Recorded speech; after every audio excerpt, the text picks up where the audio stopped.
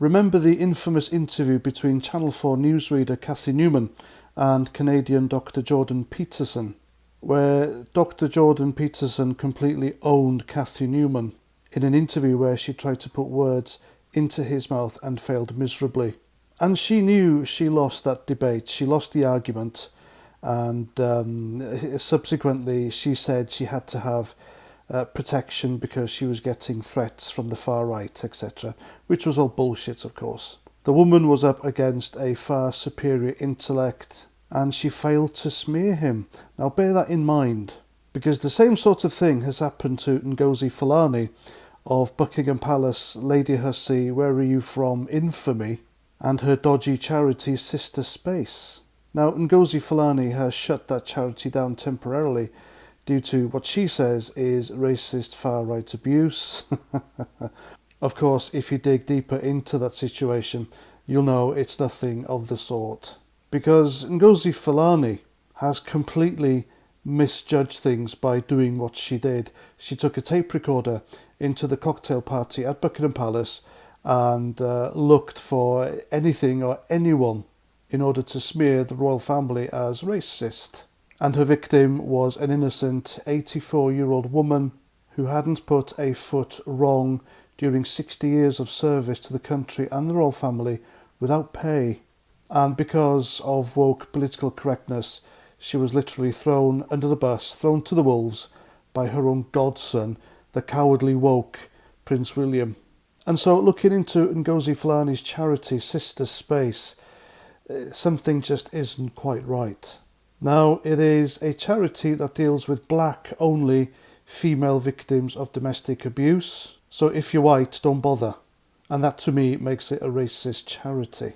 And in my opinion, the Charity Commission really needs to look into Sister Space's finances, because having looked into it myself, the charity is dodgy as hell. Now, all information I'm about to tell you can be found on the UK Charity Commission's website. So it's not an opinion, it's not something I make up, it's fact. And you can see Sister Space registered in 2018 under registration number 1179934. And it's quite vague in its business dealings because there's not much to see in terms of finances. But the income went from absolutely nothing, from zero, to around £350,000 a year in 4 years. It's received donations from Black Lives Matter, the London Mayor Sadiq Khan, as well as various handouts from the government.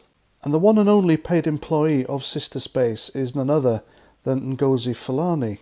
And she received £65,000 tax-free, along with a further £180,000 in expenses, which aren't accounted for. And there are no records whatsoever anywhere of where the rest of the money went. And for the past 3 years, Sister Space's accounts have all been filed late, which means that the charity has been subsequently fined. Now, Ngozi Fulani isn't her real name. It's a West African name, yet she was born in the UK to Gladstone and Mildred Headley, who were both Barbadian citizens beforehand. Of course, we all know now that Ngozi Fulani's previous name was Marlene Headley. Now, even though the charity registered in 2018, it didn't start fundraising until 2019. And no details of a name change can be found, so she either married an African man or just adopted a West African name for a reason known only to her. And she wears African dresses, well, she did for that night at the infamous, I was going to say barbecue then, but it was a cocktail party, wasn't it? So she's got a West African name and wears African dresses for whatever reason, which aren't really clear, all the while being Caribbean by heritage and a British citizen by birth. And this may well be the reason why she was being so evasive when Lady Susan Hussey tried to talk to her and get out of her where she was from.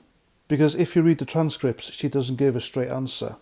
Now, in her subsequent interviews after the incident in which she accused the royal family of domestic violence towards Meghan Markle, as well as being institutionally racist, those interviews were with left-wing newspapers, The Independent, The Guardian, and even the Daily Mail, which isn't left-wing, and all newspapers that talked to her and she gave interviews to, they all paid money into her charity. Now, her charity is closed down. Where's that money gone? So those questions alone should be enough for the Charity Commission to look into Ngozi Fulani and Sister Space's finances. And it's really turned against her because you got members of the black community here in Britain calling her out for what she did. The woman seems to be a fraud. Did she really think after what happened, and this being a huge story because of the link with Meghan Markle, the royal family, etc., that people wouldn't look into her and her charity? Well, people have, and her finances simply just don't add up. A bit like the Alex Belfield fiasco. There we go, folks. I got Alex Belfield in just for the shits and giggles. So there we go. I sincerely hope this incident, which she orchestrated and set up, bites Ngozi Fulani in the arse. And in an ideal world, the royal family, especially Prince William, Lady Susan Hussey's godson, and King Charles III, they will all apologise to her and bring her back into the fold, because it's affected this woman greatly. She doesn't go out of the house now, and her name and reputation smeared, sacrificed on the altar of political correctness. It's disgusting. So there we go. That's my video. That's my findings. And please let me know what you think in the comments. And until the next time, have a great day. Look after yourselves, and Roger Trout.